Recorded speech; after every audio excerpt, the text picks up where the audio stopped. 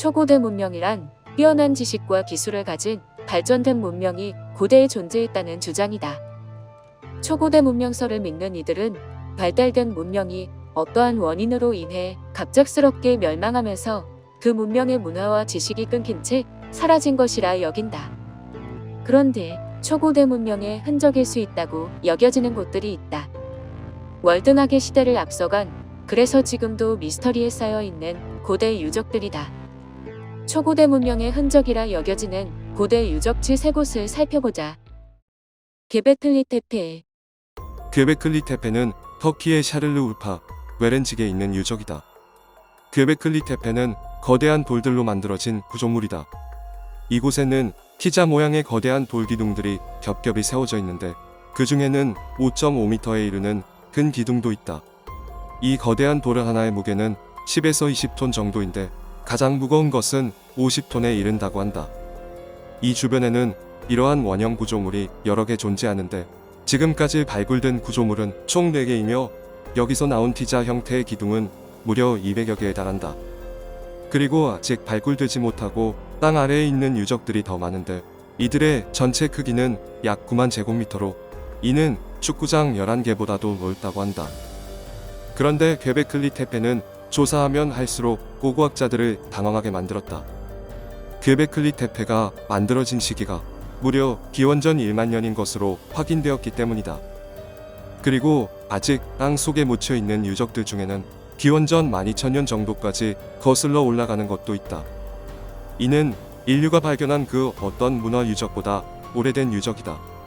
이것이 왜 놀랍고 당황스러운 발견인가 하면 기원전 1만 년 전의 시기는 신석기 시대이기 때문이다. 그리고 심지어 가장 오래된 것으로 추정되는 기원전 1만 2천년경은 지금은 멸종된 매머드가 살아있던 시기다. 우리가 아는 그 시기의 원시인들은 동물을 사냥해서 잡아먹고 부족 단위로 수렵과 채집에 적합한 장소를 찾아다니며 살았다. 괴베클리 테페에서는 문자나 바퀴, 청동기 등의 사용 흔적은 발견되지 않았고 농업이나 가축 사용을 짐작하게 할 만한 유물도 없었다. 결국 아직은 토기조차 만들어지지 않은 시기에 돌도끼나 돌칼 정도의 도구를 사용하던 신석기 사람들이 이러한 거대 구조물을 만들었다는 이야기가 된다. 유적지에서는 수많은 야생동물의 뼈는 발견되었지만 불을 피운 흔적과 사람이 주거하며 생활한 흔적이 없었고 인근에는 수원지도 없었다. 이러한 점으로 미루어 이곳은 거주지가 아니라 종교적인 장소였을 것으로 추정한다. 학자들은 이렇게 거대한 돌을 옮기고 구조물을 세우기 위해서는 약 500명의 사람이 필요하다고 추산했다. 괴베클리 테페 연구의 관건은 농경사회가 등장하기 전인 신석기 시대에 어떻게 이런 체계적인 집단 노동력과 대규모의 집단 문화가 등장했느냐 하는 점이다. 그런데 괴베클리 테페에는 굉장히 의문스럽고도 특이한 점이 있다. 괴베클리 테페는 처음 구조물을 세워 일정 기간 동안 사용하다가 누군가 고의적으로 흙을 덮어 전부 메워버렸다. 그리고는 이 위에 혹은 인근에 다시 새로운 기둥들로 비슷한 구조물이 세워졌고 이러한 변화가 몇 번에 걸쳐 이루어졌다. 이렇게 거대하고 멀쩡한 구조물들을 어째서 모두 흙으로 덮어버리고 몇 차례나 다시 세웠는지도 의문이다. 그런데 이상한 점은 또 있다. 가장 처음에 만들어진 것이 규모도 가장 크고 기술도 제일 뛰어나다는 점이다. 나중으로 갈수록 구조물의 완성도와 기술은 점점 퇴보했다. 기둥을 제작하는 방식은 더 단순해지고 건축은 더 조잡해졌다. 그러다가 기원전 8000년경에 이르러 괴베클리 테페는 완전히 버려진 것으로 보인다. 그런데 이때도 미스터리한 점이 발견된다. 앞서 그랬듯 고의적으로 땅을 파 기둥을 메운 뒤에 그 위에 석회암 자갈과 석기 도구, 동물과 사람의 뼈 등을 버리고 완전히 묻어버렸다. 보통 버려진 건축물들은 사람들이 떠나고 방치되면서 자연스럽게 잊히고 무너진다. 그런데 괴베클리 테페는 굳이 많은 노동력을 들여서 그것을 마치 은폐하듯이 덮어버린 것이다. 하지만 그 어떤 가설을 뒷받침할 만한 증거도 발견되지 않았고 아직은 온통 미스터리에 쌓여있다. 괴베클리 테페는 현재 약 10% 정도만 발굴되었다. 그리고 이를 다 발굴하여 조사하는 데는 앞으로 약 60년 정도가 더 걸릴 것으로 예상하고 있다. 푸마푼푸. 볼리비아 유적 푸마푼쿠. 푸마푼쿠는 볼리비아의 수도 라파스에서 60km 떨어진 해발 약 4,000m의 고산지대에 위치하고 있다. 조사 결과 푸마푼쿠는 티와나쿠 유적의 일부인 것으로 밝혀졌다. 티와나쿠는 300년에서 1000년 사이에 존재했던 문명으로 아이마라 인디언들이 세운 것으로 추측하고 있다. 하지만 티와나쿠 유적은 훼손이 심했기에 아직 정확하게 밝혀진 것이 많지 않다. 푸마푼쿠 또한 발견 당시 거대한 돌덩이들이 여기저기 널브러져 있는 모습이었다고 한다. 긴 시간 방치되었던 만큼 훼손되고 소실된 것이 많다. 푸마푼쿠는 티와나쿠 문명의 종교적 장소이며 티와나쿠 문명이 만든 가장 호화스러운 장소였을 것으로 추측한다. 학자들은 이곳이 서기 600년경에 제작되었을 것으로 추정한다. 푸마푼쿠에서 가장 화제가 되는 것은 놀랍도록 정교한 석조 기술이다. 푸마푼쿠 곳곳에서는 엄청난 크기의 거대 암석들을 볼 수 있는데 이것들은 아주 정교하게 가공되어 있다. 이 특이한 모양의 돌은 쌓거나 옆으로 늘어놓을 때 돌끼리 서로 맞물리게 하기 위해 이런 모양으로 만든 것으로 추정한다. 마치 장난감 블록을 서로 끼워 맞춰서 연결하는 것처럼 말이다.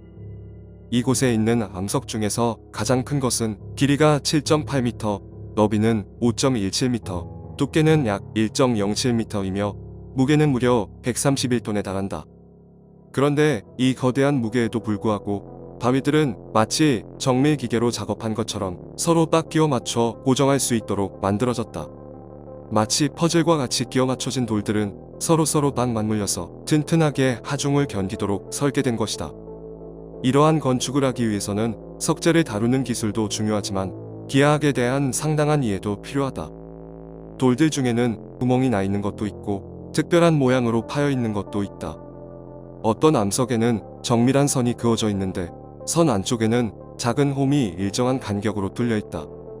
과학자들이 조사해 본 결과 모든 홈들은 일정한 깊이로 균일하게 뚫려 있다고 한다. 마치 현대의 드릴을 사용해서 만든 것 같은 정교함이다. 푸마푼쿠를 연구하는 이들은 고대 문명이 이토록 거대한 돌을 이토록 세밀하게 가공할 수 있었다는 사실에 놀랐다. 그런데 돌을 이처럼 섬세하게 가공하기 위해서는 강도가 높은 합금으로 만든 정교한 도구가 필요했을 것이라고 한다. 즉, 푸마푼쿠를 만들기 위해서는 치밀하게 돌을 다루는 석조 기술뿐만 아니라 기하학에 대한 이해, 그리고 도구를 만들 뛰어난 합금 기술도 필요했다는 뜻이다. 그런데 의문스러운 점은 더 있다. 그 시대에 이렇게 거대한 돌을 어떻게 옮겼냐는 것이다. 더군다나 푸마푼쿠에 사용된 돌은 이 근처에서 가져온 돌이 아니다. 푸마푼쿠에 사용된 돌의 일부는 이곳에서 10km나 떨어진 곳에서 가져온 것으로 추정하며 그중 일부는 이곳에서 90km나 떨어진 곳에서 가져온 것도 있다. 많은 학자들은 거대한 돌을 옮기기 위해 통나무로 굴림대를 만들어서 그 위로 굴리는 방법을 사용했을 것이라고 추측한다. 그런데 푸마푼쿠가 위치한 곳은 해발 4,000m에 달하는 고산지대이기 때문에 주변에는 그런 식으로 사용할 만한 나무가 없다. 멀리 다른 곳에서 나무부터 옮겨왔을 거라는 주장도 있지만 그러기에는 너무나도 많은 노동력이 필요했을 것이다. 심지어 이곳은 경사가 있는 고산지대이기 때문에 과연 현실적으로 가능했을까 하는 의문이 생긴다. 그런데 티와나쿠 문명은 왜 굳이 고산 지역을 선택해서 이렇게 거대하고 정교한 건축물을 세웠을까? 어떤 학자는 푸마푼쿠를 지은 티와나쿠 문명이 잉카 문명과 관련이 있을 것이라고 주장했다. 어떤 이들은 이곳이 전설의 도시 아틀란티스라고 주장한다. 또 어떤 이들은 이곳에 초고대 문명이 존재했고 푸마푼쿠는 그 흔적이라고 주장하기도 한다. 또 한편에서는 외계인의 힘을 빌려 만들었을 거라는 이야기도 한다. 푸마푼쿠의 정교함이 도저히 그 시대의 것으로 생각되지 않는다는 것이다. 이처럼 여러 가지 가설이 등장하는 것은 그만큼 푸마푼쿠가 놀라운 유적이기 때문일 것이다.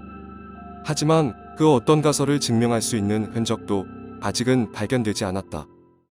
모헨조다로. 파키스탄에 있는 모헨조다로. 이는 세계 4대 문명의 발상지 중 하나인 인더스 문명이 세운 고대 도시의 유적이다. 모헨조다로는 지금부터 약 6,000년 전에 건설되었음에도 불구하고 도시의 설계부터 철저하게 계획해 지은 것으로 추정된다. 모헨조다로 유적은 크게 서쪽의 성광요새지구와 동쪽의 시가지구로 나뉜다. 성광요새지구는 종교와 행정기관들이 모여있던 것으로 추정되며 이곳에서는 큰 목욕탕도 발견되었다. 이 목욕탕은 실제로 목욕을 하는 장소라기보다는 종교의식을 행하는 장소였던 것으로 추측된다. 그런데 목욕탕의 욕조 바닥과 벽돌의 가장자리 등은 마치 현대에서 하듯 석고를 이용해 방수 처리까지 해둔 상태였다고 한다. 동쪽의 시가지구에는 포장된 길을 따라 집들이 늘어서 있는데 마당을 중심으로 방과 우물, 욕실이 있으며 하수시설을 갖추고 있다. 기원전 4000년경이면 세계 대부분의 사람들은 움집 정도를 짓고 살던 시대에 모헨조다로는 이렇게 거대한 계획도시를 짓고 생활했다는 것이다. 그래서 모헨조다로는 월등하게 시대를 앞서간 문명으로 추정된다. 하지만 모헨조다로를 가장 미스터리하게 만드는 것은 바로 이곳에서 고대의 핵전쟁이 벌어졌다는 주장이다. 1978년 한 연구원이 유리질 암석으로 뒤덮인 지역을 발견했다. 그런데 이 유리질 암석은 1500도 이상의 고온에 바위가 갑자기 녹아서 만들어진 물질이라는 결과가 나왔다. 그러자 일부에서는 핵폭발의 가능성을 이야기하기 시작했다.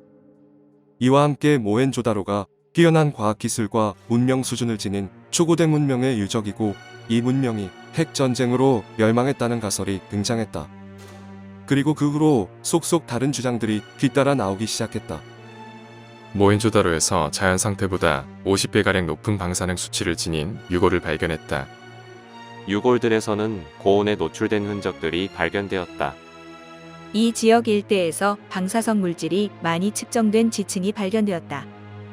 그런데 핵전쟁에 대한 또 다른 증거로 꼽히는 것이 있다. 바로 고대 인도 시대부터 전해지는 서사시 마하바라타다. 이 서사시에는 전쟁에 대한 내용이 많이 등장하는데 이 중에 핵폭탄에 대한 묘사로 보이는 부분이 있다는 것이다. 그럼 먼저 서사시의 내용을 살펴보자.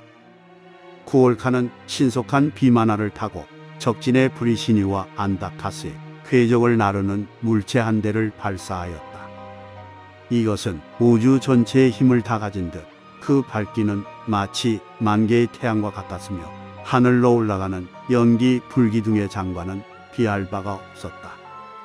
시체는 형체를 분별할 수 없게 탔고 머리카락과 손톱은 떨어져 나갔으며 도자기는 갈라져 터졌고 나는 새들도 고온에 새까맣게 탔다. 죽음에서 벗어나기 위해 전사들은 강에 뛰어들어 자신의 몸과 무기를 씻었다. 이것이 핵전쟁이라고 주장하는 이들은 여기 나오는 내용들이 실제로 핵폭탄이 터졌을 때와 상당히 비슷하다고 이야기한다. 더군다나 이러한 내용이 일본의 원자폭탄이 투하되었을 때 목격자들이 했던 증언과 상당히 비슷하다고 알려지면서 모헨조다로의 핵전쟁 멸망설은 한층 더 힘을 얻게 됐다. 그런데 이러한 가설들이 등장하는 가장 큰 이유는 실제로 모헨조다로가 어떻게 멸망했는지 알 수 없기 때문이다. 한편 현재는 모헨조다로에서 발견된 유리질 암석은 핵폭발이 아닌 자연 상태에서 만들어진 유리라는 것이 주류 의견이다. 그러나 지금까지 전체의 약 10% 정도밖에 발굴되지 않은 모헨조다로 유적은 1965년 지하수의 분출과 풍화 피해로 인해 굴착이 금지되면서 발굴 조사가 중단되었다. 그래서 모헨조다로의 많은 미스터리는 여전히 풀리지 않은 채로 땅 속에 잠들어 있다. 초고대 문명의 흔적이라 여겨질 만큼 놀라운 유적, 게베클리 테페, 푸마푼쿠, 모헨조다로. 그 모든 미스터리가 밝혀지는 때는 과연 언제일까?